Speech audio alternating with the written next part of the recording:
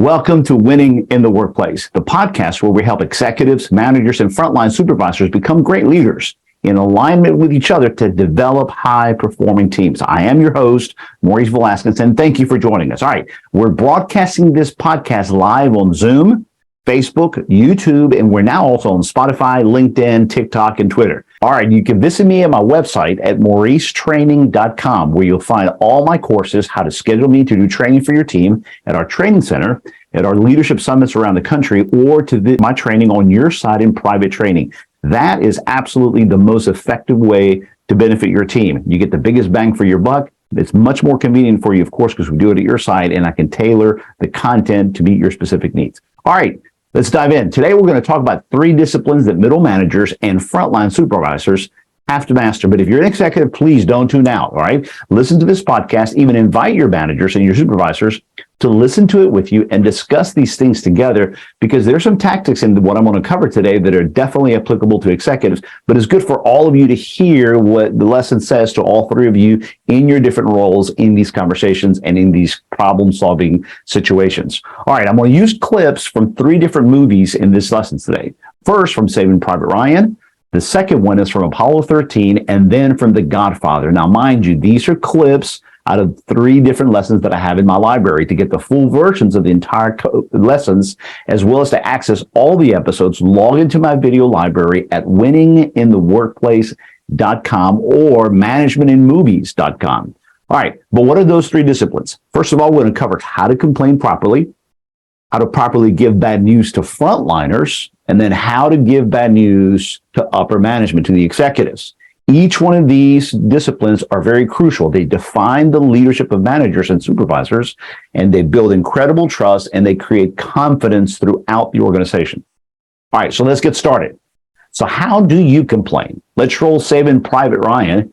This segment is called Complaining as Managers. The team members love to get their leaders to complain with them. They want the boss to disagree with them. But the trap of that is that the boss doesn't realize, and they don't realize, that when the boss agrees with their disagreement, they all lose respect for him. Because at the end of the day, I know the boss doesn't agree with this. And so you see them walking through the woods and they're questioning the validity of the mission. You want to explain the math of this to me?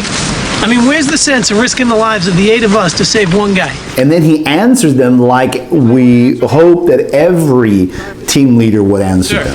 We all have orders and we have to follow them. That supersedes everything, including your mother's. Yes, sir. Thank you, sir. And then they challenge him. Hey, so, Captain, what about you? I mean, you don't gripe at all? I don't gripe to you, Ryben. I complain, but I don't complain to you. And that's when they realize, okay, he is not behaving like one of us, and they want to pull him into that. And he does not. The entire movie, he does everything possible, and he's very successful at not getting dragged into that. And he explains it to him, says, I'm a captain. There's a chain of command. Gripes go up, not down, always up. You gripe to me, I gripe to my superior officer, so on, so on. You complain to me, I complain up, they complain up. It's a chain of command. They keep challenging. Okay, but now what if you weren't the leader? What'd you say then? Well, in that case, I say this is an excellent mission, sir, with an extremely valuable objective, sir. Worthy of my best efforts, sir. Moreover, I feel heartfelt sorrow for the mother of Private James Ryan. I'm willing to lay down my life and the lives of my men, especially you, Ryben, to ease her suffering. That is what makes people want to follow a person like that. He's good. I love him. When do you disagree? Look for the scenes in which it's him and his captain by themselves in those conversations. That's when they disagree with the mission to each other. This Ryan better be worth it. The truth is, I wouldn't trade 10 Ryans for 1 Vecchio or 1 Caparzo. When the managers complain in front of their teams, it guts the whole process. And they do that over and over and over again. They're basically creating their own disrespect. So don't give up. Don't sabotage your leadership. Don't complain to the team. Complain to other managers and make sure you're all moving to the complaining upward. All right. So now what about this scenario? The many, many times when middle managers or supervisors just don't agree with the decision that's been made. The decision has been made, but they don't agree with it. Okay, they're having a hard time giving buy-in, but the decision's been made. Now they have to go communicate it to others. How do you do that correctly? Let's roll Apollo 13. This segment is called Communicating Bad News. When you're a middle manager, where you're a team leader and you're brought into a meeting, a decision's being made, or it has been made, or you're being asked to contribute to participate in a decision that you know is not going to be favorable for your people. You have a tough decision to make. Jim Lowell, played by Tom Hanks, gets pulled into a meeting with some of the higher ups where they tell him they have some very bad news for him. Is that one of their team members, Ken Mattingly, played by Gary Sinise, is not going to be able to go on the mission, and the reason is because he has the measles, or at least he's got the beginning symptoms of the measles. You want to break up my crew 2 days before the launch, when we can predict each other's moves. And Tom Hanks is being notified that, look, you're the team leader. It's really your call. He knew that I've been working for this, and he even appeals to them. I've trained for the Frowmore Highlands. Jim, He's not going to go, so you make the call. Either he doesn't go, or all three of you don't go. it's your decision. When Gary Sinise was told, he was distraught. He just couldn't believe it.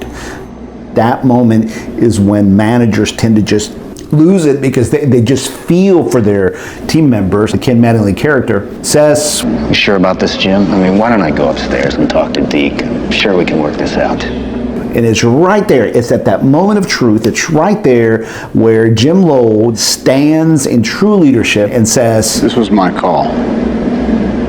the wave, the shock that Ken Mattingly feels, you can just tell he is angry with him. He leaves extremely angry. The reason why managers tend to soften it up some is because they don't want to make their people upset. And they know they're going to get shot by them a lot, and they're going to be critiqued by them. Managers, they would create an incredible amount of buy-in from their people if they stand the ground and they're the ones who tell the team, this is what was decided and I agreed with it. And then take the hit for all that comes, and you be the manager, you be the one that answers all the tough questions, and you stand your ground and you persuade them. We don't have the luxury of being able to tell the team members that, look, it wasn't me. They need to go through that moment of shock, but they need to see that their leader stood his or her ground and says, I made that decision, and you appeal to yourself. And as managers, we have a hard time. We tend to just look over here and go, it was them. You're almost asking for favors. Come on, guys. We can do this, huh? We can do this. And people just don't respond well to that. You actually lose respect. Man, what's the point? Why all this? It's because it's all about courage. You had the courage to come and give them bad news. And then later, in the midst of the project, you're all in hot water, or you guys are having to make a decision. The only thing that will get them to step up and be courageous and do bold things is from the model that you gave them. When they saw you be courageous towards them. All right, and one of my favorite ones is this.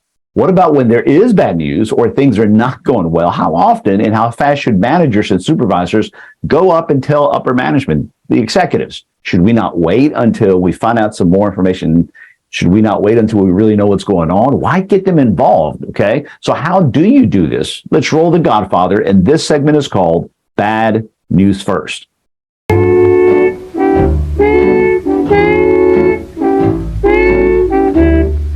Executives want to hear from you first.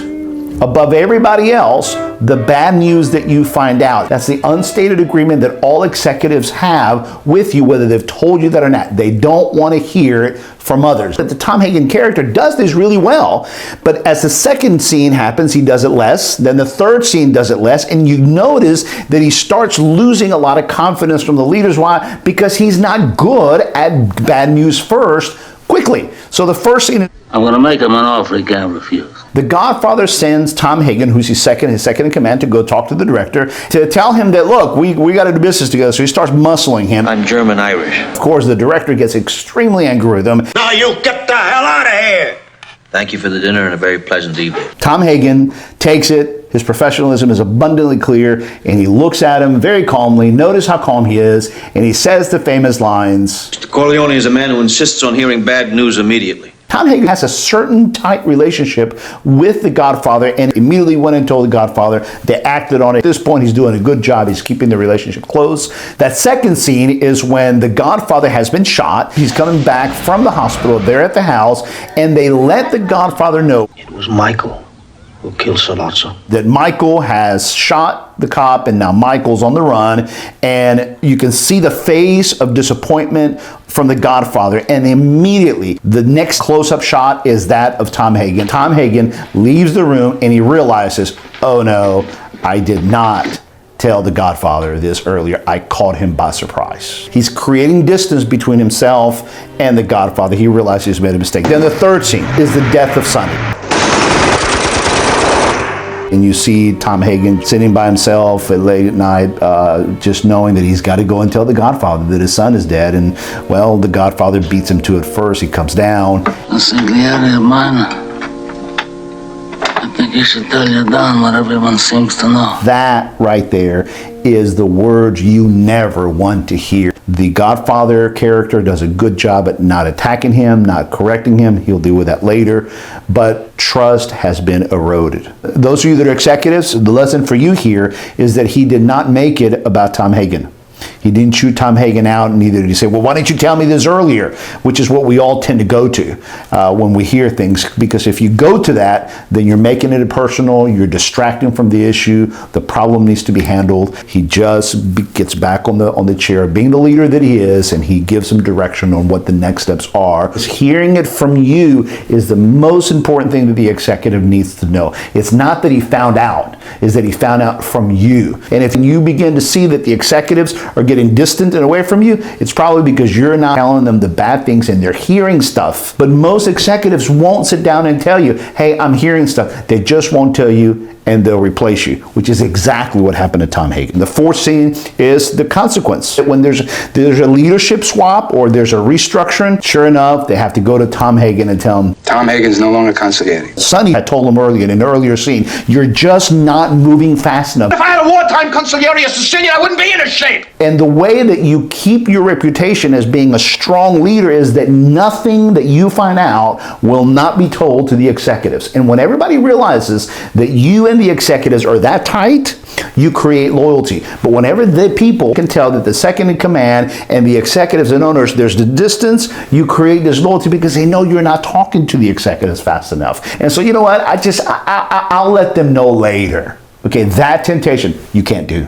You got to talk to them immediately and tell them, look, I'm going to tell you some things, but don't react. Work through me. Let me go take care of things and keep them updated. If you're an executive and you have a second in command that is getting away from you, show them this video. Sit down with them and say, man, we got to talk because I feel you're doing that to me. And the only way to fix this is to recommit and say, all right, from here on out, we're going to draw a line in the sand. I'm going to tell you everything, and I need you to, when I tell you bad news, don't react. And if you can rebuild that commitment between the executive and the second in command, that's the only way to do it. And just pretty much assume you're probably going to have that conversation at least once a month. In Godfather 2, Tom Hagen has the same challenge. Michael Corleone comes back from a trip and he's meeting with him and he asks for an update. He should have been telling him the good, the bad, and the ugly. Oh, there was something else. Come on. And he wasn't getting the bad and the ugly, so Michael Corleone had to dig. What? Come on, what? You don't want to make the executive have to dig. Sure enough, it blows up. Now, can't you give me a straight answer anymore? Why am I having to drag it out of you, man? Just tell me there's no trust. Why? Because bad news was not being communicated earlier. They're discussing what their move ought to be in. Tom Hagen gets real bold about it. He says, Do I have to tell you about every offer that I turned down? And see, by now, it's like he's no longer defending and apologizing. Hey, Michael, I'm here, man. I don't have to tell you everything, but that's the whole point. There's a level of distrust. You're going to come along with me in these things I have to do, or what? So rebuild the relationship, get back to each other's confidence, and remember, good news, great, up front, okay? Bad news first. All right, remember, get the full versions and to access all the episodes of the entire series, log into my video library at winningintheworkplace.com or go to managementinmovies.com. The entire season is called Management in Movies.